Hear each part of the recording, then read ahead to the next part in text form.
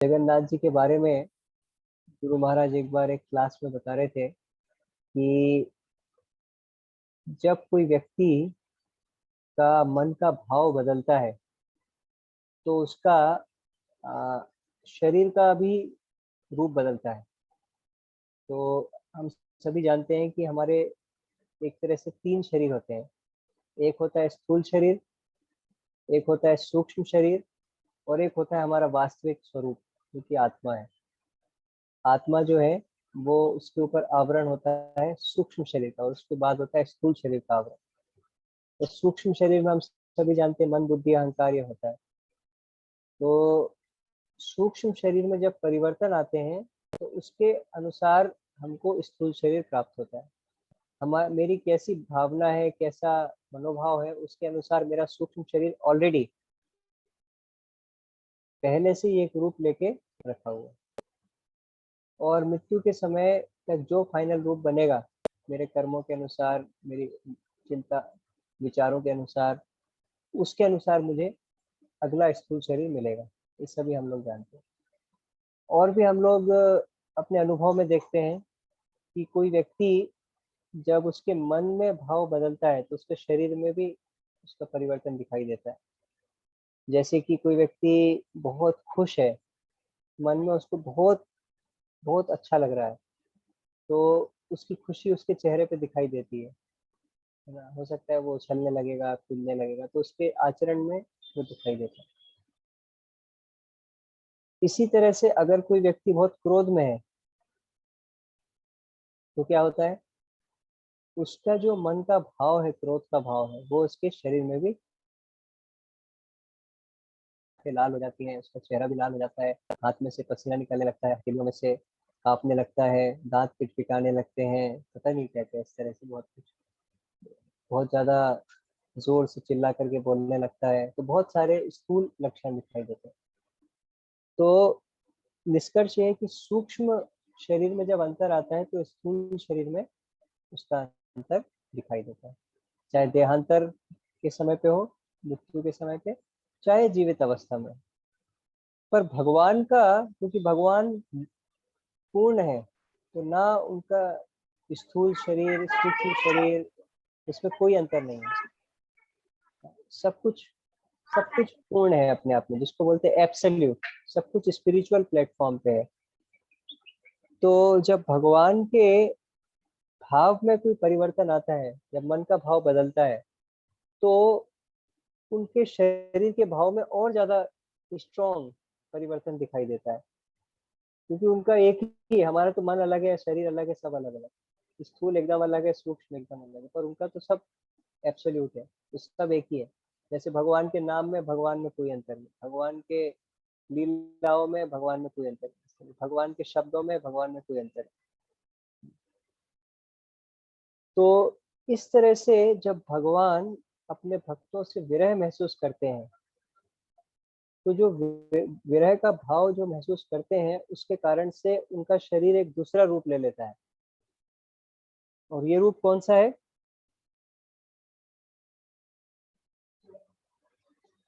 Voice कम आ जगन्नाथ। रही है। अच्छा, जगन्नाथ जी, वेरी गुड। तो सोमदेव को वॉइस थोड़ी कम आ रही है क्या? हाँ प्रभु जी, आपकी वॉइस कम आती है थोड़ी।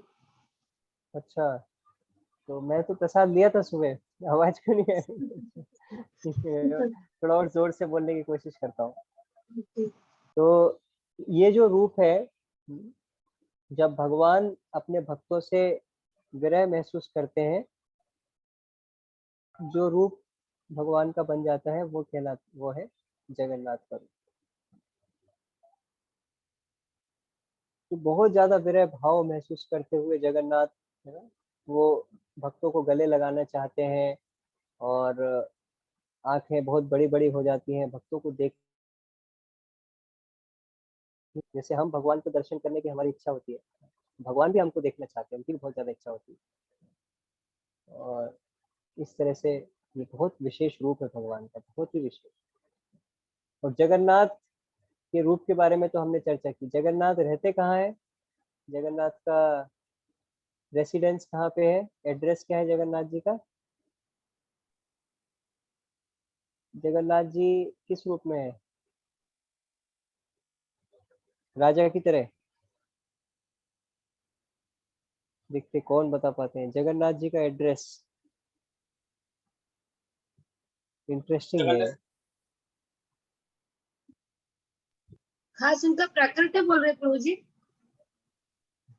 हाँ, खास उनका प्राकृत्य हमने खास जन्म का वो प्लेस सिंपल कुछ क्वेश्चन, जगन्नाथ जी कहाँ रहते हैं, बस सिंपल। नीलाचल। नीलाचल। नीलाचल, आनंद चतन को देखते हैं, बहुत अच्छा है। नीलाचल में रहते हैं जगन्नाथ। आनंद चतन। और जगन्नाथ कहाँ सभी रहते के हैं? हृदय में प्रभु जी। सभी के हृदय में रहते हैं, वेरी गुड। बहुत अच्छा है। और कुछ एंगल दे सकते हैं भक्त लोग, जगन्नाथ कहाँ रहते हैं? किसी ने लिखा है चैट में, लेट मी चेक। चैट में एक आया है, अमन प्रभु ने, पुरी में रहते हैं, पुरी। बहुत अच्छा, जगन्नाथ पुरी में रहते हैं। और कोई भक्त लोग कुछ बोलना चाहते हैं? जगन्नाथ कहाँ रहते हैं?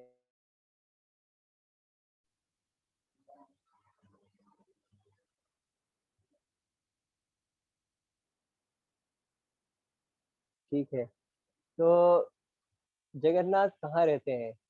जैसे आनंद चैतन्य प्रभु ने बताया नीलाचल में रहते हैं। नीलाचल में जगन्नाथ रहते हैं, पर उनका मन कहीं और रहता है। जैसे बोलते हैं ना, नीलाचल से सुंदराचल में आ जाते हैं वो, भक्त लोग खींच के ले जाते हैं उनको। तो जगन्नाथ का मन और शरीर में तो कोई अंतर नहीं है, तो वास्तव में उनकी चेतना, वो कहाँ रहते हैं? नीलाचल में नहीं रहते। फिर उसके बाद, क्योंकि भक्तों से विरह महसूस कर रहे हैं ना, तो ये भी बोल सकता है द्वारका में रहते हैं, क्योंकि ये जो लीला हुई थी, आ, कृष्ण और बलराम द्वारका में थे। ये ऑल इंडिया रेडियो में श्रीला भक्ति सिद्धांत सरस्वती ठाकुर ने बताया। तो उस समय पे द्वारका की रानियां जो हैं, वो ऐसे बार बार अनुभव करती थी कि रात के समय में ये जो हमारे आ, कृष्ण है, वो ऐसी आवाज लगाते थे, हे राधे, हे ललिते, हे सुबल। इस तरह से मतलब अपनी सखाओं को, सखियों को ऐसे पुकारते थे, गौओं को पुकारते थे। तो उनके मन में रहता था कि ये रहते तो है द्वारका में, पर इनका ध्यान कहीं और रहता है हमेशा। इसका क्या कारण है, वृंदावन में ऐसा क्या है, उसके बारे में सुनना चाहते थे। तो फिर क्योंकि सुभद्रा, हमारी जो रोहिणी माता थी, वो वृंदावन में रही थी काफी समय, तो उनको उसके बारे में अनुभव था। तो सभी ने उनसे अनुरोध किया कि आप बताइए। बोला अगर मैं वृंदावन के बारे में बोलूंगी और कृष्ण बलराम सुन लेंगे, तो वो लोग तो वो विरह महसूस सहन नहीं कर पाएंगे और चले जाएंगे इधर से। बोले ठीक है, जब वो लोग कहीं बाहर जाएंगे उस समय पे हम ये क्लास अरेंज करेंगे। तो एक बार कृष्ण बलराम बाहर जाते हैं और ये क्लास अरेंज हो जाती है। और रोहिणी देवी जो है, वो सभी भगवान की पटरानियों को, 16,108, उनको वृंदावन की लीला, वृंदावन के बारे में बताती, वृंदावन में क्या है, कौन है, भगवान ने क्या लीलाएं की। और सुभद्रा महारानी को ये रिस्पॉन्सिबिलिटी मिलती है सिक्योरिटी देने के लिए। गेट पे खड़े रहना है और किसी को भी अंदर नहीं आने देना, डिस्टरबेंस होगा क्लास के बीच में। और स्पेशली कृष्ण बलराम अगर आ जाए कभी अचानक से, तो इन्फॉर्म कर देना है, हम लोग क्लास वाइंड अप कर देंगे। तो ऐसे चलता रहता है। चलते चलते जब लीला बताते जाते हैं, तो कृष्ण बलराम उसी समय पे वहां पे वापस आ जाते हैं। वास्तव में भगवान तो अंतर्यामी है, और इस तरह क्लास चल रही है, भगवान कभी छोड़ेंगे नहीं। तो वो सुनने के लिए वो वहाँ पे आ, वापस आ जाते हैं। तो जब वो वापस आते हैं, तो सुभद्रा महारानी भी ये सुन रही होती हैं, और ये लीला का वर्णन सुनकर के भाव विभोर हो जाती है, पूरी तरह से भावावेश में आ जाती है।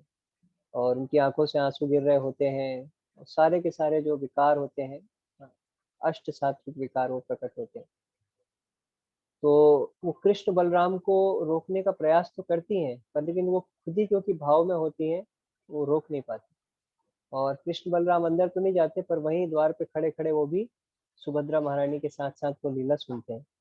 और उसी तरह का विकार जो है वो जो भावावेश है, वो अष्ट सात्विक विकार जो है उनके अंदर भी आ जाता है, और उसके कारण से वो ये वाले रूप में आ जाते हैं, जगन्नाथ, बलदेव और सुभद्रा। और क्योंकि सुभद्रा महारानी उनको रोकने का प्रयास कर रही थी अपने हाथों से, तो उनके जो 2 हाथ है वो अंदर चले जाते हैं, इस भावना से कि अरे मैंने क्यों इनको रोकने का प्रयास किया, वृंदावन की लीला चल रही थी। तो इस तरह से ये जगन्नाथ, बलदेव, सुभद्रा महारानी का ये रूप है। तो ऐसे हम देख सकते हैं एक दृष्टि से कि वो जगन्नाथपुरी में रहते हैं, एक दृष्टि से देख सकते हैं कि वो द्वारका में है, क्योंकि द्वारका में जो यही रूप द्वारका में ही प्रकट हुआ था। एक दृष्टि से कुछ भक्तों ने हाँ जगन्नाथपुरी, नीलाचल यही बताया। और कोई आंसर भी आया क्या इसके अलावा? यही 2 आंसर आए मेरे ख्याल से। पर जगन्नाथ अष्टकम में आता है, सदा श्रीमद वृंदावन वसति लीला परिचायो जगन्नाथ स्वामी नयन पथगामी भवतु। हाँ, माता जी ने बताया था जगन्नाथ सबके हृदय में है। हाँ, परमात्मा रूप में है, पर परमात्मा रूप जो है वो भगवान का पूर्ण रूप नहीं है, उसमें केवल सत और चित लक्षण है, उसमें आनंद का भाव नहीं है। हाँ, पर शुद्ध भक्तों के हृदय में भगवान परमात्मा के रूप में नहीं होते, बल्कि हाँ, त्रिभंग श्याम और द्विभुज, हाँ, मुरलीधर भगवान के रूप में रहते हैं। तो वो बात सही। तो इस तरह से जगन्नाथ जो है वो वृंदावन को कभी भी नहीं छोड़ते, हमेशा वृंदावन में रहते। पर लीला का ये इस तरह से है, जब भगवान विरह महसूस करते हैं, उसमें सबसे ज्यादा प्रेम की अनुभूति होती है। सबके सामने, किसी के सामने हम किसी की तारीफ कर सकते हैं, जब कोई नहीं होता अगर उसकी तारीफ करते हैं तो पता चलता है कि हम सही में उसका सम्मान करते हैं। तो इस तरह से विरह में जो प्रेम होता है, वो उसमें कोई और भाव बहुत कम हो जाता है। किसी के सामने सामने हम अच्छा बनने की भी कोशिश करते हैं, कोई महान व्यक्ति है, प्रभुपाद, गुरु महाराज, या कोई बड़े मुख्यमंत्री के सामने, प्रधानमंत्री के सामने, उनके जितने नौकर होते हैं, जितने ऑफिसर्स होते हैं, जितने उनके पार्षद इत्यादि, मतलब उनके मंत्रिमंडल और समूह के लोग होते हैं, सभी दिखाने की कोशिश करते हैं कि हम आपके प्रति बहुत वफादार हैं, हम बहुत आपसे प्रेम करते हैं, आपका सम्मान करते हैं। पर पीठ पीछे क्या करते हैं जब वो उपस्थित नहीं होते हैं, उसमें सही असलियत पता चलती है कि वास्तव में इन लोग का क्या भाव है उस व्यक्ति के प्रति। तो इस तरह से विरह में जो भाव प्रकाशित होता है, वो और ज्यादा वास्तविक भाव जो है वो पता चलता है, वास्तविक कितना प्रेम है हमारा भगवान के लिए। क्योंकि उसमें कोई ऐसा नहीं होता कि दिखावा करने के लिए कुछ है कि हाँ थोड़ा दिखाना है अच्छा अच्छा सामने सामने। ऐसा होता है जब महाराज, गुरु महाराज मंदिर में रहते हैं, सब भक्त भाग भाग के सेवा करते हैं, इधर उधर सब मॉर्निंग प्रोग्राम में आना शुरू कर देते हैं, जो क्लास में नहीं आते वो क्लास में आगे आके बैठ जाते हैं। पर जब वो नहीं होते तब क्या करते हैं, उस समय पता चलता है कि इनकी असलियत क्या है। तो इस तरह से आ, ये जो भाव है ये बहुत विशेष है जगन्नाथ जी का। तो जगन्नाथ अष्टकम में शंकराचार्य ने बहुत सुंदर वर्णन किया है। कदाचित कालिंदी तट विपिन संगीत तरल। कदाचित मतलब होता है कभी कभी, कालिंदी तट मतलब है यमुना का तट, और यमुना के तट में क्या है, विपिन, विपिन मतलब जंगल। तो कभी कभी यमुना के तट में जो जंगल है वहां पे तरल संगीत की ध्वनि आती है। तरल संगीत मतलब एक चीज होती है ठोस और एक होता है तरल। ठोस मतलब जो एक जगह पे स्थिर है, और तरल है जो गतिशील है। ऐसा संगीत जो कि ऐसा लग रहा है जैसे कि लहरों की तरह बहते हुए पूरे वन में सब जगह हर चीज को सराबोर कर दे रहा है, और सभी के कानों में भी पड़कर उनके मन में एक तरंग उत्पन्न कर रहा है। ऐसा तरल संगीत जो है, हाँ, वो होता है। और ये संगीत कहाँ से होता है, कौन बता सकते हैं?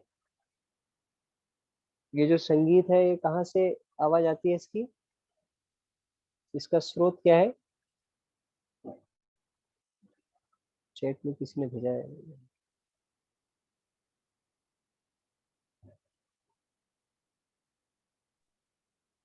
गुरुजी आकाश। आकाश से संगीत आता है, ये किसने बताया? आकाश प्रभु ने? श्री कृष्ण प्रभु जी, मैं बोला श्याम सका दास। अच्छा, श्याम से प्रभु, ओके हाँ। तो कभी कभी कदाचित कालिंदी तट विपिन संगीत तरलो, कभी कभी कालिंदी के तट में जो जंगल है वहां पे एक तरल संगीत की ध्वनि होती है, और इसका स्रोत हम लोग जानने का प्रयास करते हैं। ये संगीत कहाँ से आता है? तो श्याम सखा प्रभु ने सजेस्ट किया कि आकाश से संगीत आता है, आकाश से आवाज आती है। और कहाँ से आ सकती है?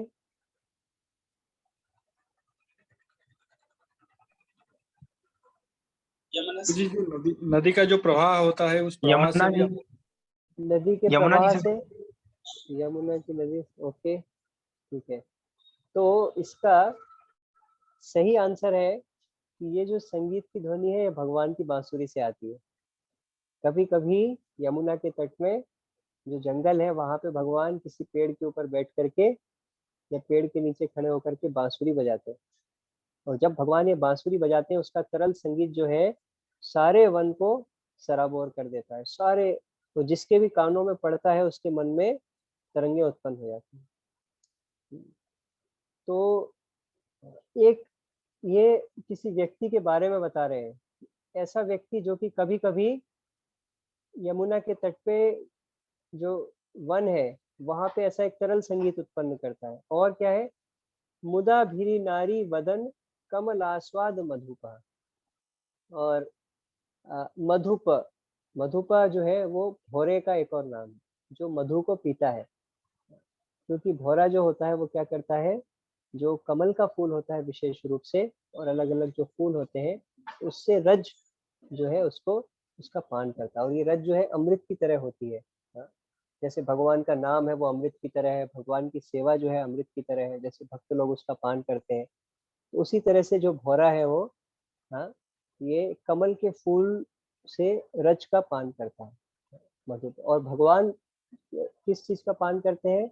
भगवान जो है, गोपियां ये जो संगीत है भगवान की बांसुरी से निकलता है उसको सुनकर इतना प्रसन्न हो जाती हैं, तो उनके प्रसन्न मुखमंडल जो है, गोपियों के प्रसन्न मुखमंडल वो कमल की तरह है। वदन, वदन मतलब मुख, कमल आस्वाद मधु, तो उनके प्रसन्न मुखमंडल कमल की तरह होते हैं। और ये मुखमंडल का दर्शन करके भगवान को इतना आनंद प्राप्त होता है जैसे कि भौरे को, हाँ, कमल से जो रज है उसका पान करके होता है। और रमा शंभु ब्रह्मा अमरपति गणेशार्चित पद, वो व्यक्ति जो कि रमा मतलब लक्ष्मी जी, शंभु, रमा शंभु ब्रह्मा, अमरपति, अमरपति कौन है? अमरपति,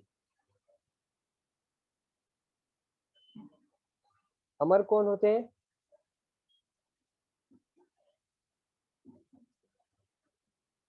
मनुष्य। कौन लोग अमर होते हैं? देवता लोग, जिनकी क्योंकि कभी उन्होंने मृत्यु नहीं अमृत पिया होती। था। हाँ, देवता लोग है ना, उन्होंने अमृत पिया था तो वो लोग अमर होते हैं। तो देवताओं को अमर भी बोलते हैं, और उनके पति, देवताओं के पति जो है वो कौन है? इंद्रदेव। तो हाँ, वेरी गुड। रमा शंभु ब्रह्मा अमरपति गणेश अर्चित पदो, तो लक्ष्मी देवी, शिव जी, ब्रह्मा जी, इंद्रदेव, गणेश जी, ये सभी उनके चरण कमल की वंदना करते हैं। जगन्नाथ स्वामी नयन पथगामी भवती, ऐसे जगन्नाथ स्वामी, एक भक्त जो है शंकराचार्य जो है आशीर्वाद मांग रहे हैं सबसे, ये जगन्नाथ स्वामी जो है ये मेरे नयन के पथ में आने वाले बन जाए। मेरी दृष्टि कई बार कहीं कहीं जाती है, जब करते हैं हम चाहते हैं एक जगह पे ही ध्यान दे, पर कहीं इधर कहीं उधर कहीं उधर सब जगह ध्यान जाता है। हर समय हमारी दृष्टि इधर उधर भागती रहती है, कुछ चीज ढूंढती रहती है, कहीं कुछ इंद्रिय तृप्ति का मिल जाए, कुछ ऐसा हो जाए। तो ये दृष्टि मेरी जहाँ पे भी जाए, ये दृष्टि का जो पथ है, जहाँ जहाँ मेरी दृष्टि जा रही है वो दृष्टि पथ है, और वो हर एक दृष्टि पथ में जगन्नाथ प्रकट होता है। जहाँ मैं देखूं, जहाँ मैं जाऊं, हर जगह जगन्नाथ का ही दर्शन हो, जगन्नाथ का ही स्मरण हो, जगन्नाथ की अनुभूति हो। ये आशीर्वाद वो मांग रहे हैं, वो जगन्नाथ जो कि कभी कभी यमुना के तट में वन में बांसुरी बजाते हैं, तरल संगीत होता है, वो जगन्नाथ जो कि गोपियों के, और ये बांसुरी की ध्वनि सुन करके गोपियों का जो प्रसन्न मुख है उसका दर्शन करके इतना आनंद प्राप्त करते हैं, जैसे कि भौरा कमल के फूल से जो रज है उसका पान करके आस्वादन करता है।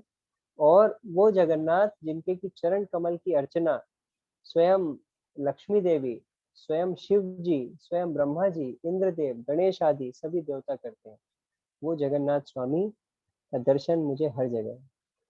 और हमारा बहुत बड़ा सौभाग्य है कि स्वयं जगन्नाथ बलदेव सुभद्रा अपने ऑल्टर से निकल करके, जहाँ पे केवल पुजारी उनके पास जा सकते हैं, वो अभी सारे जगत में हर किसी को दर्शन देने के लिए आ रहे हैं। तो और इतना ज़्यादा विरह महसूस कर रहे हैं वो सभी भक्तों के साथ कि उनका रूप, अलग ही रूप उन्होंने ले लिया है। तो ये हमारे लिए बहुत सौभाग्य का अवसर है कि हमको जगन्नाथ का दर्शन करने के लिए मिलेगा, उनके रथ को खींचने के लिए मिलेगा, झाड़ू लगाने के लिए मिलेगा रास्ते में, जिस रास्ते से जगन्नाथ जी जा रहे हैं उनके लिए कीर्तन करने का अवसर है, नृत्य करने का अवसर है, बहुत सारी अलग अलग सेवाएं करने का अवसर है, और सभी को जगन्नाथ जी से जोड़ने का अवसर है। अलग अलग लोगों को, आइए आइए आप भी आइए, आप भी रथ खींचिए, आप भी रस्सी पकड़िए। तो ये सब जब जगन्नाथ देखते हैं तो बहुत ज्यादा खुश होते हैं कि जगन्नाथ विरह महसूस कर रहे हैं सभी जीवों से, जिनसे वो बहुत प्रेम करते हैं। तो बहुत सुंदर अवसर है हमारे पास, ये रथ यात्रा जो आने वाली है, तो हमें प्रयास करना चाहिए इसका जितना ज़्यादा लाभ ले सकते हैं और जितने ज़्यादा लोगों को इसका लाभ दे सकते हैं। तो बहुत बहुत धन्यवाद। अगर किसी का कोई प्रश्न है या कोई करेक्शन है या कुछ आप लोग ऐड करना चाहते हैं, जगन्नाथ जी के बारे में कुछ शेयर करना चाहते हैं, तो you are most welcome. Shyam सखा प्रभु ने हैंड रेस किया है। थैंक यू माता जी। यस, श्याम सखा प्रभु दंडवत प्रणाम। प्रभु जी, प्रश्न तो ऐसा है कि जो शंकराचार्य जी, तो श्रीपाद शंकराचार्य जी तो पूरा मायावाद के वो थे, पर उन्होंने जगन्नाथ जी के बारे में इतना अच्छा, इतना सुंदर उस तक कैसे वो किया, मतलब यानी कि उसको हम कैसे समझ सकते हैं? एक तरफ तो हम कह रहे हैं कि कुछ नहीं है और एक तरफ कह रहे हैं कि इतने सुंदर है, तो फिर वो मायावाद रहा एक ही नहीं तरफ कह अगर रहे उसको हैं कि देखे तो।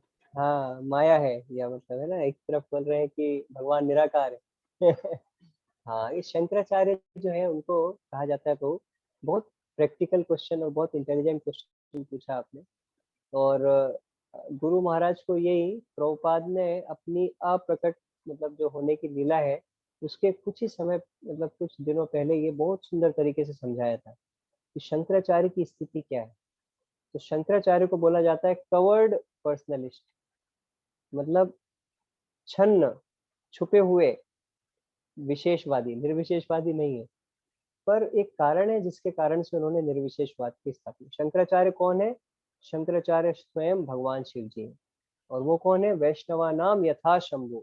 अगर हमको देखना है कि वैष्णव कैसा होता है तो कहाँ, किसको देखना चाहिए? शिव जी को देखना चाहिए। हम अगर जानना चाहते हैं वैष्णव कैसा होता है, वैष्णव के क्या लक्षण होते हैं, वैष्णव का क्या व्यवहार होता है, तो यथा, यथा मतलब जैसे, वैष्णवा नाम यथा शंभु। तो शिव जी आदर्श वैष्णव है और वो स्वयं शंकराचार्य के रूप में आते हैं। क्यों? क्योंकि भगवान उनको आज्ञा देते हैं। ये चैतन्य महाप्रभु ने चैतन्य चरितामृत में बहुत सुंदर तरीके से समझाया है, जब वो प्रकाशानंद सरस्वती और उनका पूरा समूह जो है उनको भक्त बना देते हैं। और उसमें ये भी बताते हैं, वो तार दोष नहीं तेहो आज्ञाकारी दास, कि उनका कोई भी दोष नहीं है शंकराचार्य का या शिव जी का, क्योंकि वो तो आज्ञाकारी दास है। भगवान ने आज्ञा दी है कि आपको मायावाद का प्रचार करना है तो जाके मायावाद का प्रचार करते हैं। पर लेकिन अगर कोई उनका भाष्य सुनता है तो क्या होता है? तार है सर्वनाश, उस व्यक्ति का सर्वनाश हो जाए। तो शंकराचार्य ने ऐसा क्यों किया? भगवान ने उनको ऐसी आज्ञा क्यों दी? उसका कारण है, उसका कारण ये है कि वैदिक संस्कृति जो है कलयुग के आने से धीरे धीरे करके लुप्त होना शुरू हो गई। राक्षस कलिम आश्रित्य जायन्ते ब्रह्म योनिषु। राक्षस लोग जो है वो कली का आश्रय लेकर के ब्राह्मण के रूप में जन्म ले रहे थे, और ब्राह्मण जो श्रेणी है वो पूरी तरह से भ्रष्ट हो गई थी काफी हद तक। और क्योंकि ब्राह्मण समाज के नायक होते हैं, वही मार्गदर्शन देते हैं सभी वर्गों को, सभी वर्णों के गुरु की तरह होते हैं, तो इसलिए सारे वर्ण जो है वो अपने रास्ते से भटक रहे थे। जब ऐसी स्थिति हो गई तो उस समय पे वेदों में बहुत सारे जो यज्ञ बताए गए हैं, जो कि अपने शुद्धिकरण के लिए होते हैं, अंततः उसका दुरुपयोग करके लोग मांसाहार करने के लिए ये यज्ञ करने उन्होंने शुरू कर दिए थे। यज्ञ करेंगे, पशु बलि देंगे। पहले यज्ञ में तो पशु को नया जीवन प्राप्त हो जाता था, पर लेकिन यहाँ पे तो यज्ञ में पशु बलि करके मांसाहार करना है, ये शुरू हो गया था और ये बहुत व्यापक स्तर पे चल रहा था और धर्म की बहुत ज्यादा ग्लानि हो गई थी। तो उस समय पे भगवान स्वयं बुद्ध के रूप में आए और उन्होंने इस यज्ञ की विधि की, जो कि स्वयं वैदिक शास्त्रों में लिखा हुआ है, उस विधि की निंदा की उन्होंने। स्वयं भगवान खुद ही वेद का लक्ष्य है और खुद ही वेदांत कृत, वेद विदेव चाहम, स्वयं वेद को जानने वाले हैं और स्वयं वेदांत की रचना करने वाले, पर स्वयं जिन्होंने जो बात बताई उसी की निंदा कर रहे थे। निंदस यज्ञ विधे अहह श्रुति जातम, और सदय हृदय दर्शित पशुघातम, क्योंकि देख रहे थे कि कितना पशुओं की हत्या हो रही है, उनका जो कोमल हृदय है वो बहुत ज्यादा दुखी हुआ है देखकर। तो बुद्ध के रूप में उन्होंने आकर के वेदों की निंदा की, यज्ञ विधि की निंदा की और पशु बलि को रुकवा दिया। तो एक काम तो हो गया, पशु बलि रुक गई, अधर्म रुक गया। पर लेकिन अभी वेद जो है उनकी इतनी निंदा कर दी कि वेद की जो स्थिति है वो समाज से बाहर हो गए। वेद, लोग उनको नहीं मान रहे थे, उसको तो स्थापित करना पड़ेगा। तो उसको स्थापित करने के लिए फिर उसके बाद वो उन्होंने शिव जी को आदेश दिया, शंकराचार्य के रूप में गए और उन्होंने कहा हाँ, जो कुछ बुद्ध भगवान ने कहा सब सही है और यही वेदों में भी लिखा है। बुद्ध भगवान ने कहा निर्वाण मतलब होता है कि शरीर के जो पांचों तत्व है वो पांचों तत्वों में विलीन हो जाएंगे। मिट्टी पृथ्वी में चली जाएगी, हाँ, पानी जो है वो जल तत्व में चला जाएगा, ऐसे करके पांचों तत्व विलीन हो जाएंगे और हम शून्य हो जाएंगे। पर ये शून्य नहीं होता है, एक्चुअली निर्वाण होता है, ये उन्होंने समझाया। ये निर्वाण नाम से वेदों में बताया है। तो वेद सही है, बुद्ध भी सही है, वेद भी सही है। तो ऐसे करके उन्होंने वेदों को फिर से स्थापित कर दिया। और वेद एक बार जब स्थापित हो गए तो फिर बाद में आकर के जो वैष्णव आचार्य हैं उन्होंने वेदों की जो सही उद्देश्य है वेदों का वो प्रतिपादित किया और महाप्रभु ने उसको फिर और आगे ले। तो इसकी तुलना ऐसे करते हैं जैसे कि नास्तिकवाद का एक बहुत झाड़ झंखाड़ से भरा हुआ, समझ लीजिए एक जैसे एक एक उपवन जैसा है जिसमें बहुत सारे कटीले पेड़ पेड़ लग गए हैं बगीचे में। तो अब ये कटीले पेड़ तो नहीं चाहिए हमको, है ना? तो उसको साफ कर दिया, पूरा मैदान बना दिया। वो किसने किया? भगवान बुद्ध ने। ये कटीले पेड़ क्या थे? वेदों के नाम पे पशु हत्या करना और मांसाहार करना। तो उसको रोक के साफ मैदान तो बना दिया, पर साफ मैदान नहीं चाहिए हमको। हमको तो कुछ अच्छा घर चाहिए, अच्छा सब कुछ चाहिए ना, पार्क चाहिए, सब चाहिए। तो उस साफ मैदान पर जाकर के शंकराचार्य ने क्या किया, एक नींव खोदी।